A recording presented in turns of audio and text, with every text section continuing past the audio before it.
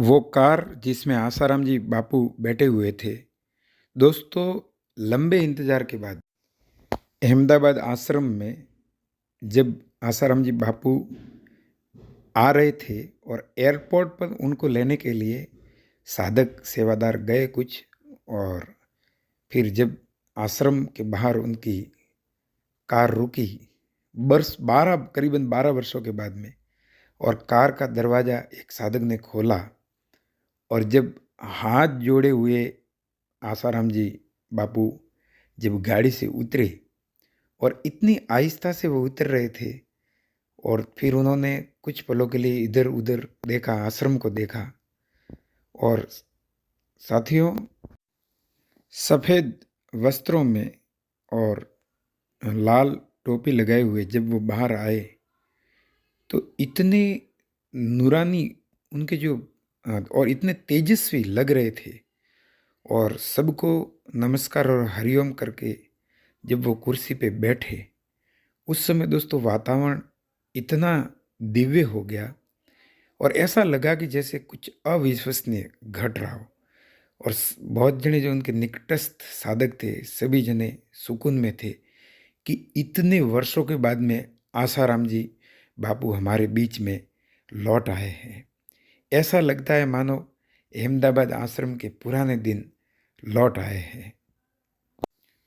हालांकि दोस्तों, आसाराम जी बापू का शरीर स्वस्थ नहीं चल रहा है, और लेकिन आसाराम जी बापू की जो मौजूदगी है वो दोस्तों चुंबक की मशाल जैसी है। वे जहाँ भी हो, सत्य के खोजी उनकी ओर खींचे चले आते हैं। यहाँ तक कि दोस्तों, विदेशों से भी साधक और सन्यासी कह रहे हैं कि क्या हम बापू से मिल सकते हैं। और आसाराम जी की उपस्थिति इतनी जादुई और इतनी चुंबकीय मैग्नेटिक है कि आश्रम मानो पुणे पहले वाली स्थिति में जैसे चल रहा हो।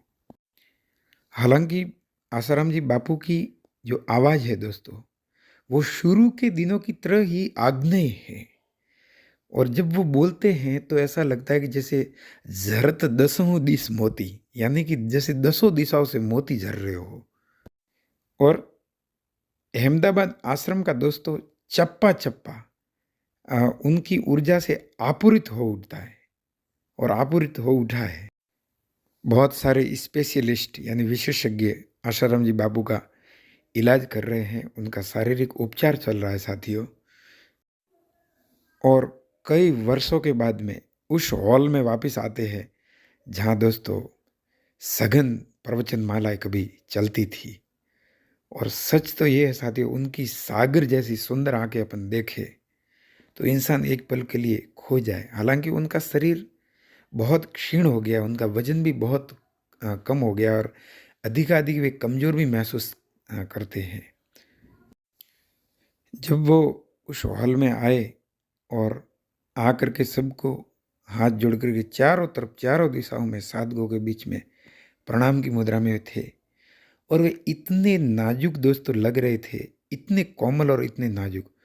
और आते समय और वापस जाते समय, हालांकि उन्होंने कुछ प्रवचन बिल्कुल भी नहीं दिया, मौन बैठे रहे, और हर दिशा में घूमकर दोनों हाथ जोड़कर सबको नमस्कार उन्होंने किया।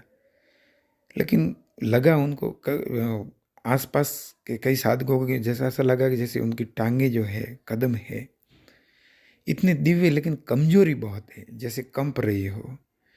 और कई साधक और साधिकाओं की आंखों में आंसू झर रहे थे जब बापू जी की जादुई मैग्नेटिक प्रेजेंटेशन उपस्थिति थी उस समय।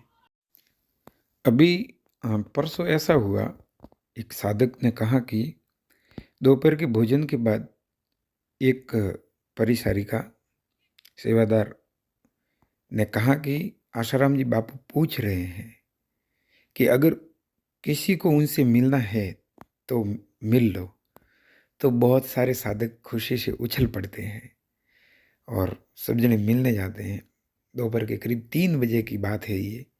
आसाराम जी बापू के कमरे में जब वो जाते हैं, वे कुर्सी पर बैठे हुए हैं, बिल्कुल ध्यानस्थ, और सबको देख के वे मुस्कुराते हैं। सब जने फर्श पर उनके चारों ओर बैठ जाते हैं। वे सबके साथ में व्यक्तिगत रूप से कुछ कुछ बातें करते हैं। दोस्तों, उनकी उपस्थिति में मान लो विचार ठहर जाते हैं और मौन की ऊष्मा और उनके बरसते हुए आशीष को दोस्तों महसूस कर वही कर सकता है जो इन पलों में उनके साथ होता है। ये डिवाइन पल है। साथियों, शाम की गाड़ी से मैं अहमदाबाद से जोधपुर के लिए निकल पड़ता हूँ। हालांकि मैं भीतर से बहुत उदास और खाली खाली मैंने महसूस किया और ट्रेन में खिड़की के पास वाली सीट पर बैठकर मैं आंखें बंद कर लेता हूँ। जब गाड़ी चल पड़ती है तो बाहर दोस्तों जो नज़ारा मैंने देखा, पर्वतों से घिरे दूर दूर तक फैले खेतों की ओर जो मैंने देखा, और मुझे याद आ गया, मेरी आंखें नम हो गई। मैंने इसी गाड़ी में एक बार जीवन में एक बार मैं बरसों पहले आसाराम जी बापू के साथ सफ़र किया और मुझे याद आ रहा है कि उस समय सब कुछ कितना आनंदमय और उत्सव भरा था। आज दोस्तों सब कुछ एकदम बदला हुआ है। ऐसा लग रहा है जैसे हर चीज़ पर उदासी छाई हो। और आसाराम जी बापू के कुछ प्रवचन मुझे बहुत याद आते हैं। उसमें वो कहते हैं कि जब कभी तुम उदास हो तो अपनी उदासी में भी आनंद को ढूंढ लेना। ये सुनने में तो आसान लगा लेकिन अमल करना कितना कठिन लगा। और मैं भीतर झांकता हूँ तो ऐसा महसूस होता है कि जैसे उदासी के सागर में डूब गया हूँ। और ऐसे में मुझे नींद कब घेर लेती है पता ही नहीं लगता। लेकिन जब मैं मेरी घड़ी को देखता हूँ तो मैं स्तब्ध रह जाता हूँ कि करीबन मैं 1.5 घंटे सो लिया और नींद में मेरे साथ बहुत खुशनुमा घट गया है। मैं स्वयं को बहुत ही ताज़ा और ऊर्जा से भरा हुआ महसूस कर रहा हूँ। सारी उदासी गायब हो गई है और उसकी जगह बहुत शांत और आनंदित महसूस कर रहा हूँ। ये सब दोस्तों आसाराम जी बापू के प्रवचन जो मैंने बहुत पढ़े, इतने डिवाइन और इतने दिव्य, जिसकी कोई हद नहीं है। यहाँ पे एक बहुत पुरानी चीज़ याद आ रही है कि एक बार आसाराम जी बापू के साथ में चल रहे थे हम, तो उनकी जो गाड़ी थी, कार, उनके साथ हम चलना चाहते थे। इसलिए जो हमारा ड्राइवर था उसको हमने कहा कि भाई दूसरे वाहनों को ओवरटेक करो और बहुत तेज़ी से भले ड्राइविंग करो लेकिन आ, बापू की गाड़ी के पीछे ही रहो। लेकिन तभी टायर पंक्चर हो गया और एक सुनसान सी जगह पे हमने गाड़ी को रोका और टायर बदलने में बहुत ज़्यादा समय, करीबन पौना घंटा लग गया। पेड़ के नीचे हम बैठे थे। तो बहुत सारी दोस्तों यादें मन में हमेशा लगी रहती है। और एक वो सीन याद है जब आसाराम जी बापू एक साधना शिविर में सफ़ेद चादर से ढकी एक टेबल के पीछे की कुर्सी पर आलती पालती लगाकर ध्यानस्थ बैठे थे। कीर्तन चल रहा था और लोग लाइन से उनके कदम, उनके पद स्पर्श करने के लिए आ रहे थे। बहुत सी भीड़ थी।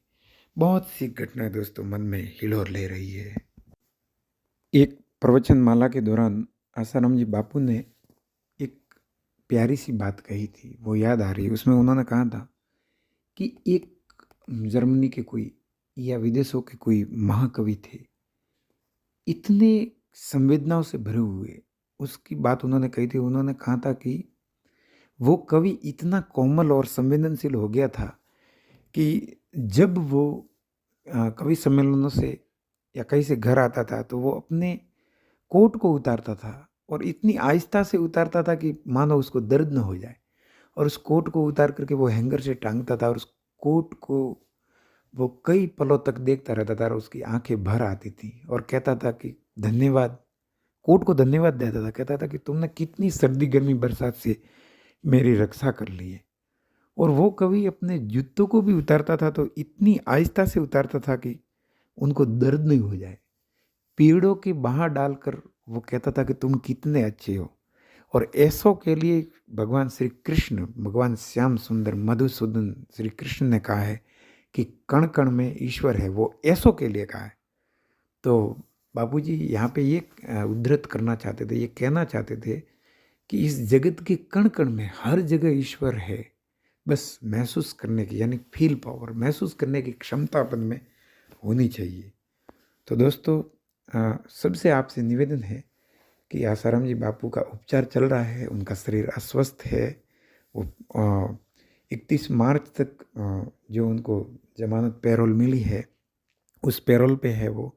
और न्यायालय ने बहुत सारे नियम और आदेश उनके लिए कहे हैं कि वो ये नहीं करना है, वो नहीं करना है। तो सबसे निवेदन है कि आप शांति व्यवस्था बनाए रखें और बापू को कोई कष्ट न हो। उनके नियमों की पालना ज़रूरी है, उनके शरीर का उपचार चल रहा है वो भी ज़रूरी है।